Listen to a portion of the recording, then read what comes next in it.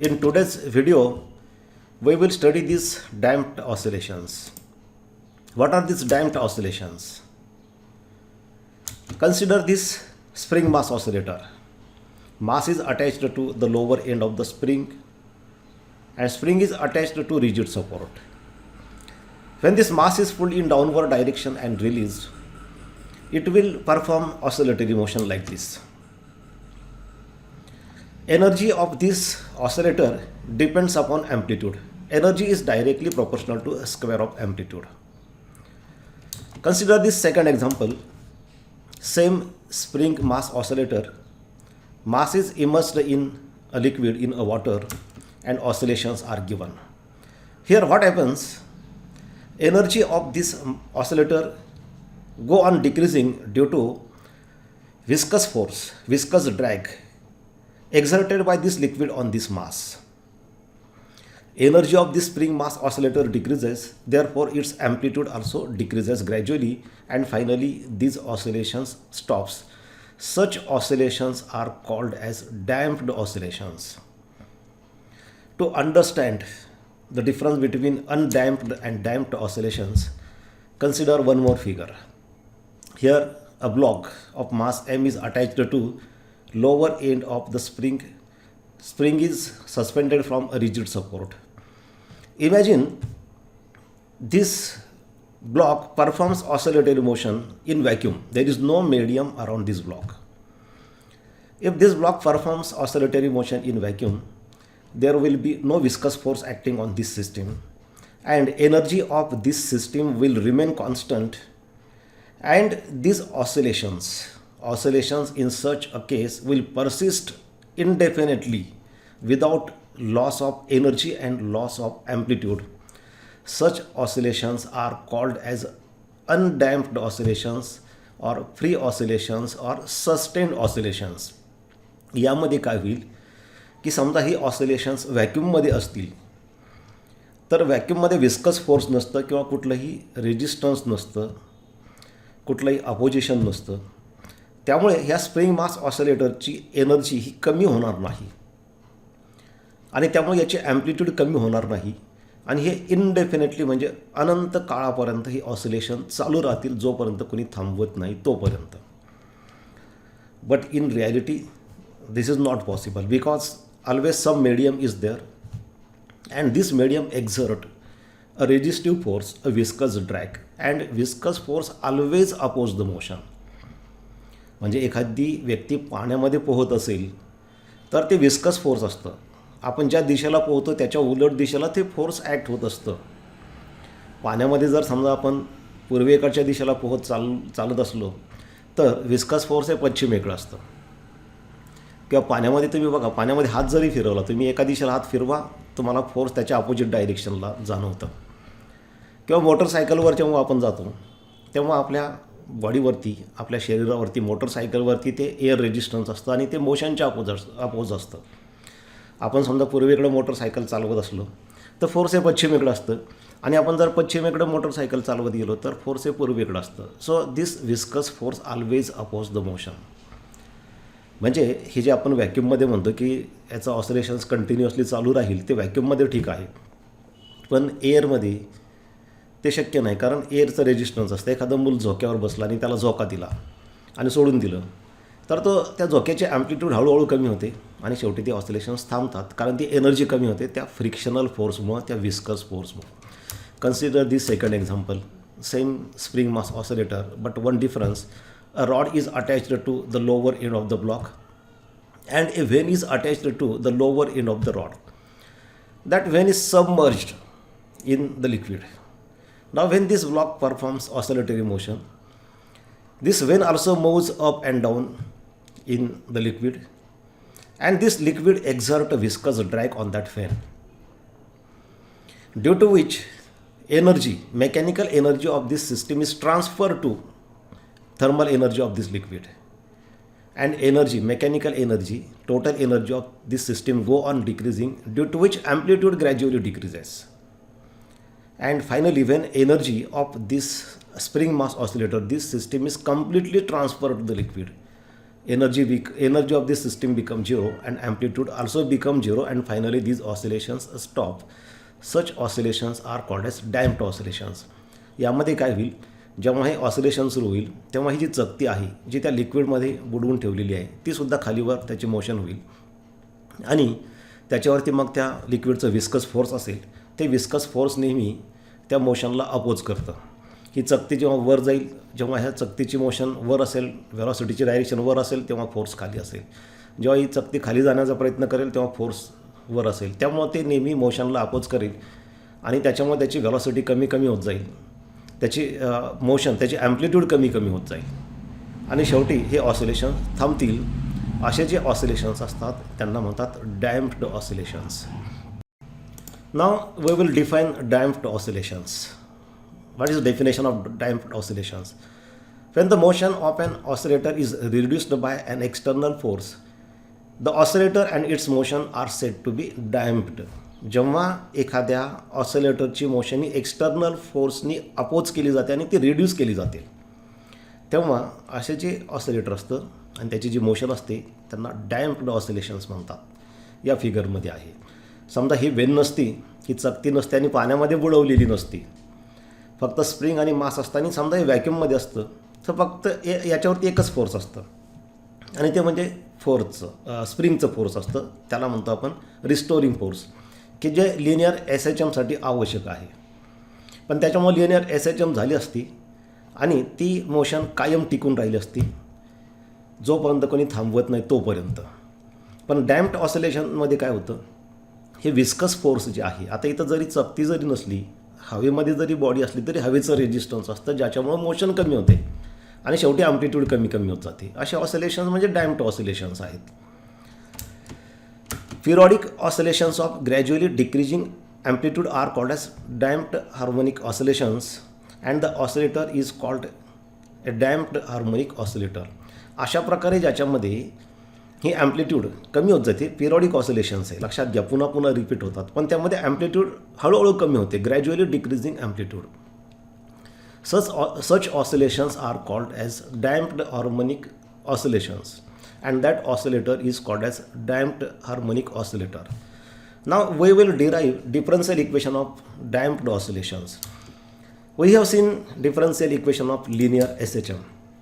Linear SHMचं आपण एक डिफरन्शियल इक्वेशन पाहिलेलं आहे.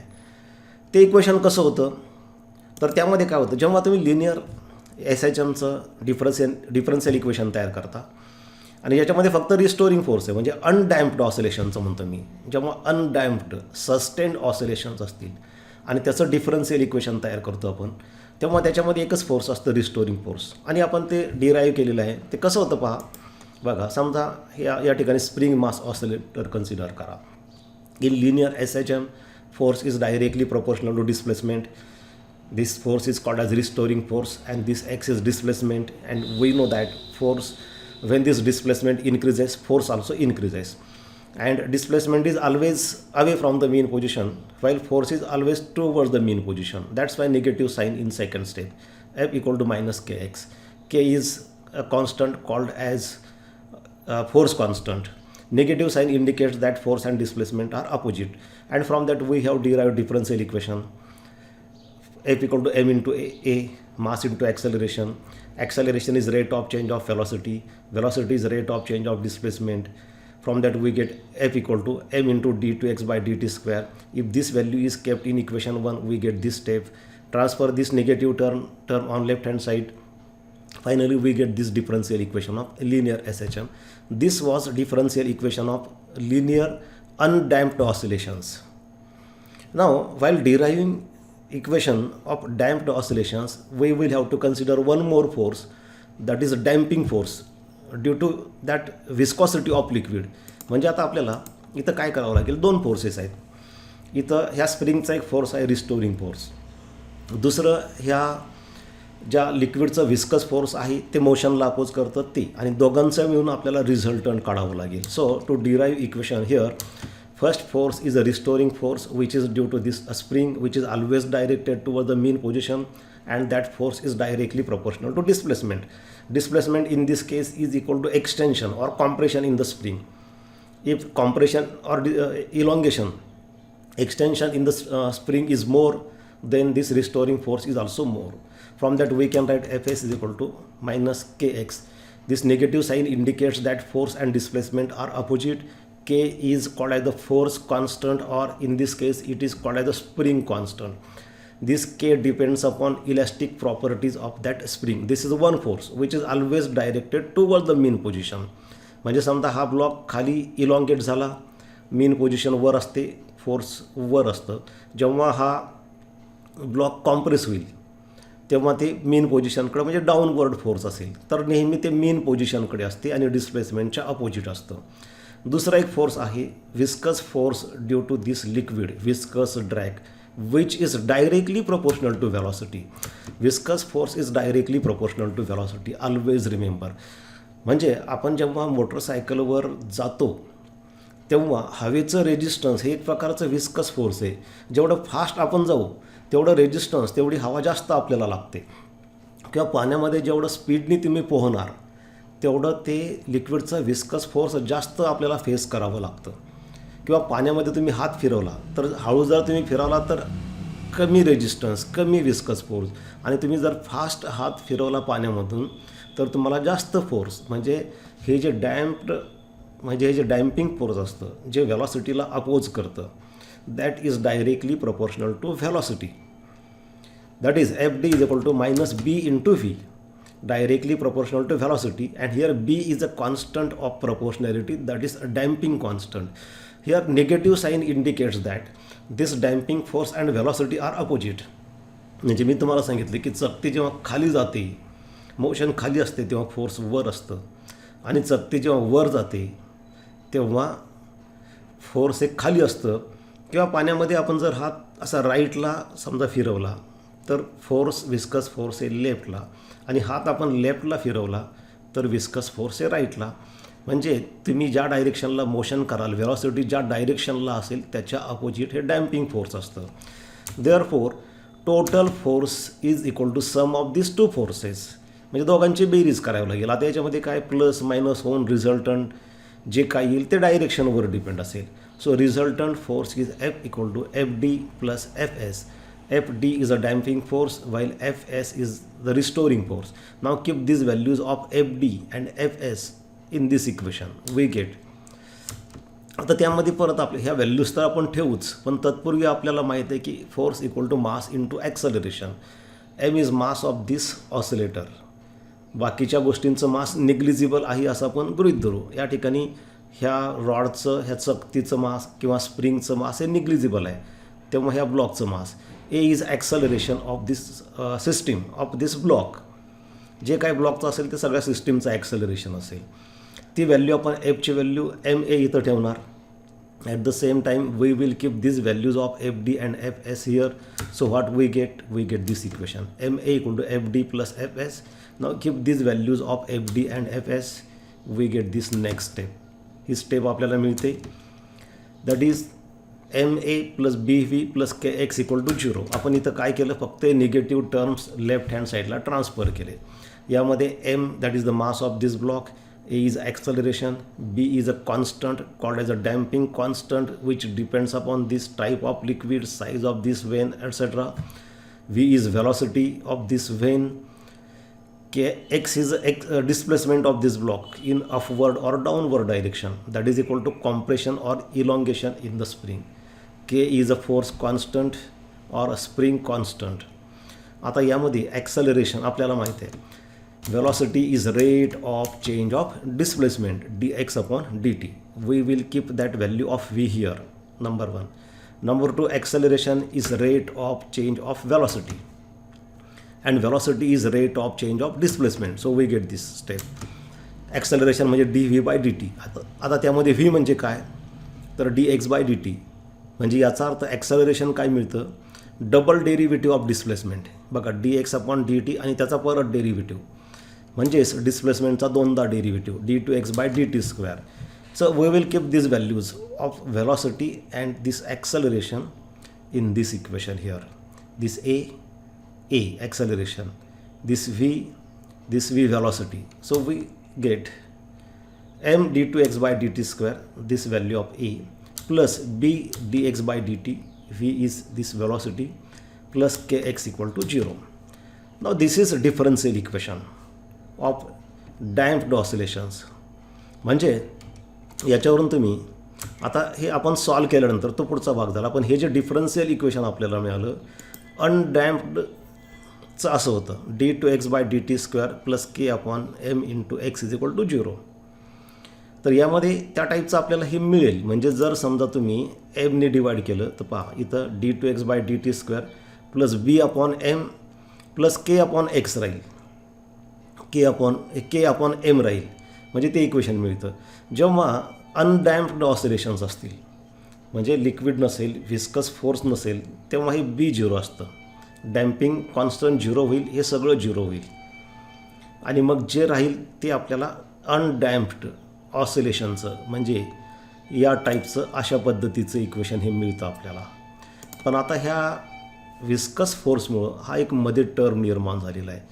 This is differential equation of damped oscillations.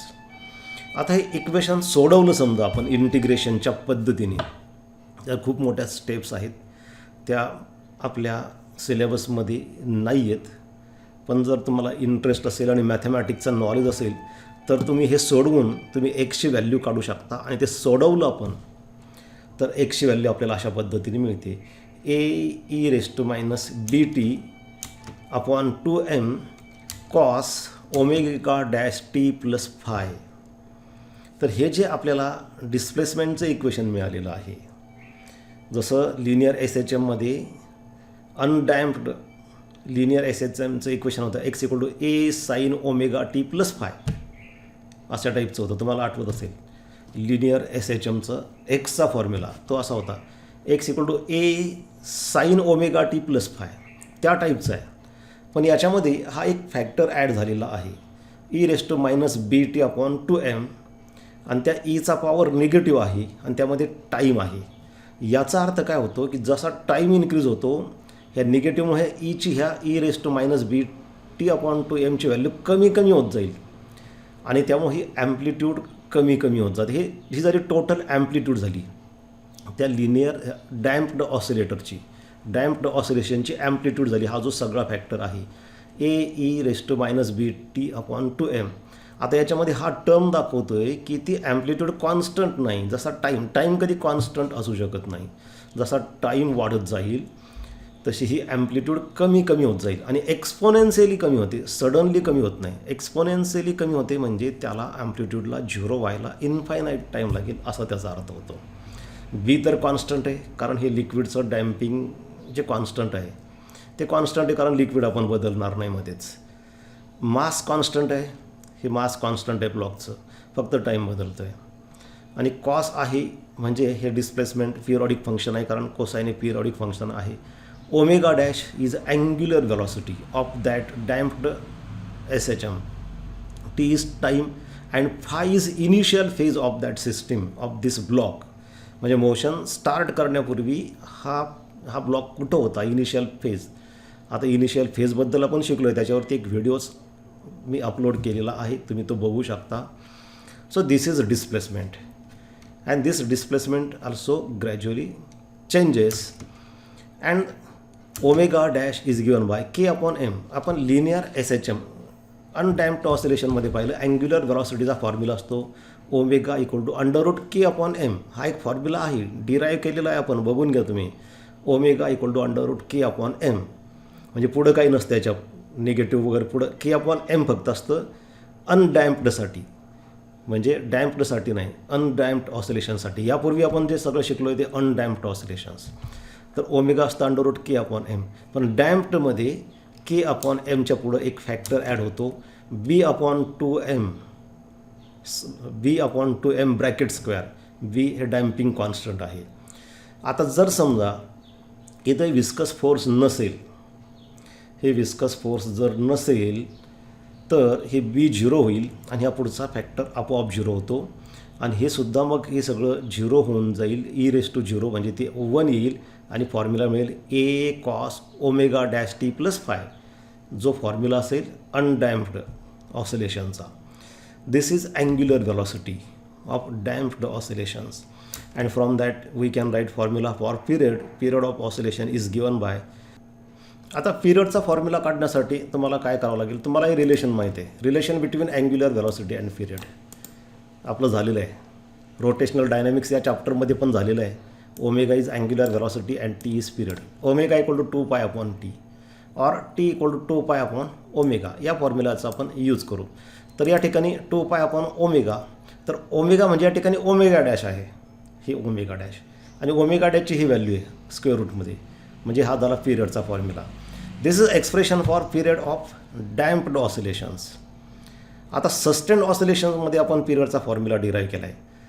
तो असा होता टी इक्वल टू 2π/√k/m असा एक फॉर्म्युला होता बघा तुम्ही, आणि त्यामध्ये हा टर्म नव्हता. आता हा टर्म B/2/m हा जो टर्म आलेला आहे हा ह्या विस्कस फोर्समुळं आलेला आहे, त्याच्यामुळे डॅम्प्ड ऑसिलेशन झालेले आहेत.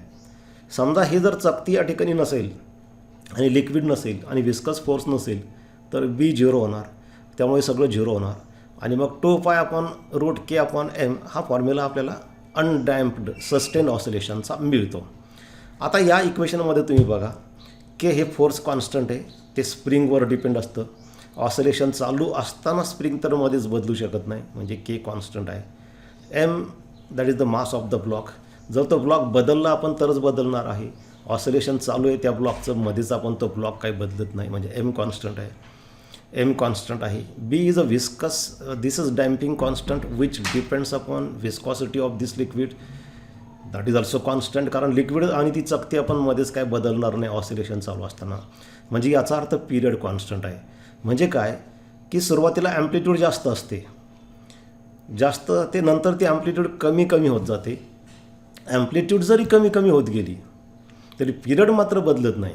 म्हणजे ॲम्प्लिट्यूड जास्त असताना एक ऑसिलेशन एका सेकंदात होत असेल, तर ॲम्प्लिट्यूड लहान लहान होत गेली तरी एक ऑसिलेशन कंप्लीट करायला 1 सेकंद इतकाच वेळ लागणार आहे, म्हणजे पिरियड कॉन्स्टंट आहे, हे याच्यावरून सिद्ध होतं.